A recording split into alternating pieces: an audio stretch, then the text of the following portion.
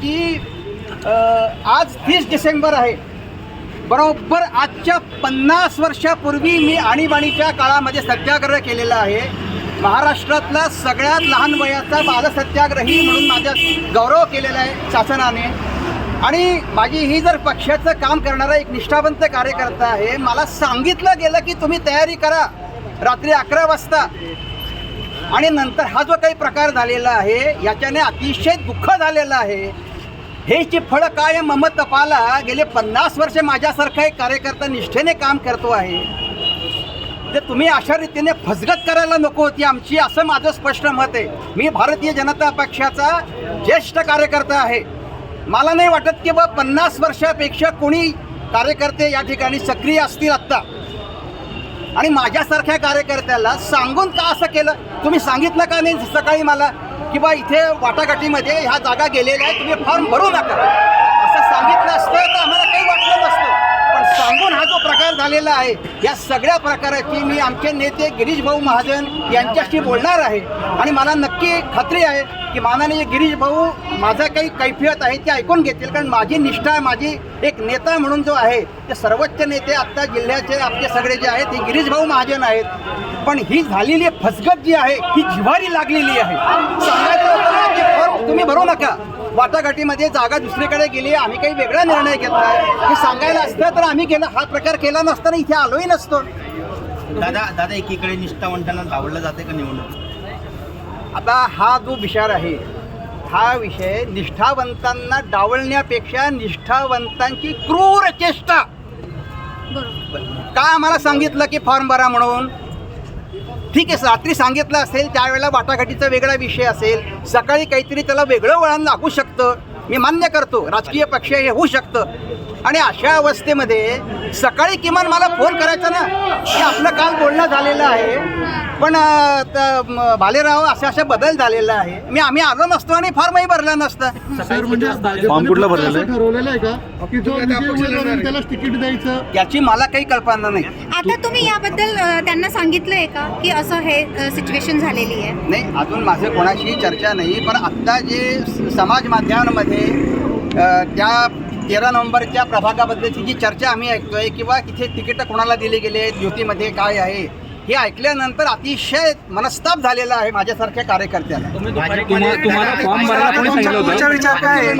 आपण पहिले एक कार्यकर्ते आहात आता की ज्यांनी उघडपणे थेट आज जी निवडणुकीवर जी कार्यपद्धत जळगाव शहरात सुरू आहे त्यावर आपण एक आवाज उठवला आहे. नाही, मी आवाज उठवत नाही आहे. मी तुम्ही जे विचारलं त्याला उत्तर देतो आहे. आणि माझ्या मनातली जी ही जी खतखत म्हणता येणार नाही त्याला, परंतु जी बोच आहे, जो अपमान झाला आहे धडधडीत इतक्या वर्षाच्या कामाचा, तुम्ही सांगायला नको होतं की फॉर्म भरा.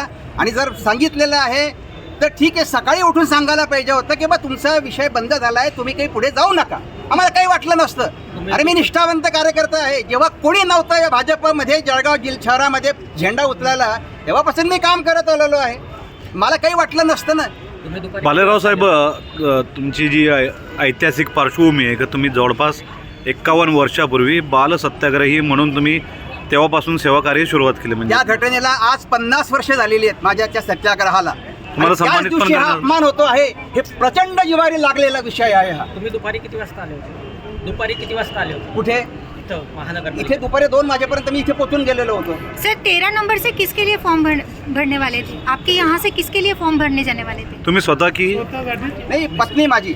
अच्छा, मला हेच विचारलं गेलं होतं की 13 मध्ये जनरल महिलामध्ये तुमची फॉर्म भरायची तयारी, तुम्ही निवडणूक लढवायची तयारी आहे ना, असं विचारलं गेलं. हे सांगितलं गेल्यानंतर एवढ्या मोठ्या नेत्या आपले आमदार आहेत जिल्ह्याचे आणि प्रभारी आहेत, त्यामुळे त्यांच्यावरती मी विश्वास ठेवला की ते सांगतात आहे, तेव्हा आता आपण तयारी म्हणजे फॉर्म भरला पाहिजे. नाही तर रात्री 11 वाजेपर्यंत मी कुठल्याही प्रकारचे फॉर्म भरलेला नव्हता. तयारी केली होती, कागदपत्र सगळी जुळवाजुळव केलेली होती, फॉर्म विकत घेऊन ठेवला होता, यादी घेऊन ठेवली होती. पण जोपर्यंत मला सांगितलं जात नाही की तुला लढायचं आहे तोपर्यंत मी तयारी केलेली नव्हती.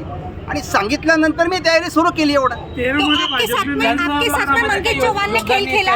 त्यांना उमेदवारी दिलेली त्याबद्दल काय म्हणतो? मी फक्त माझं जी क्रूर चेष्टा केलेली आहे त्याच्याबद्दल बोलतोय. कोणाला तिकीट द्यायचं नाही द्यायचं हा पक्षाचा विषय आहे, त्याच्याबद्दल मी अजिबात बोलणार नाही. तो निर्णय पक्षाचा आहे आणि त्याच्याशी मी बांधलेला आहे.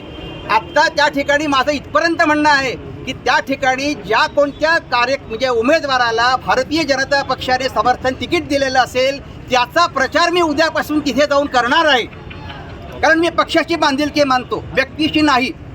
वार्ड क्रमांक 13 मध्ये भाजपचे जे उमेदवार असतील, मला माहीत नाही कोण आहे, त्यांचा मी उद्यापासून तिथे जाऊन प्रचार करणार आहे.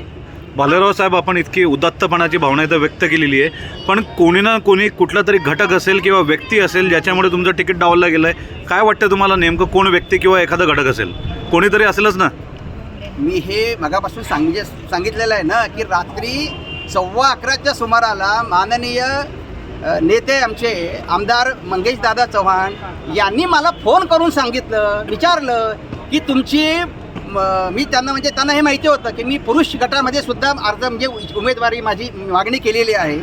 पण त्यांनी जेव्हा मला असं विचारलं की तुम्ही महिला प्रभागामध्ये जनरल महिलामध्ये लढण्याची तुमची तयारी आहे का, असं सांगितलं गेलं ना, याचा अर्थ काय घ्यायचा की पुरुषमध्ये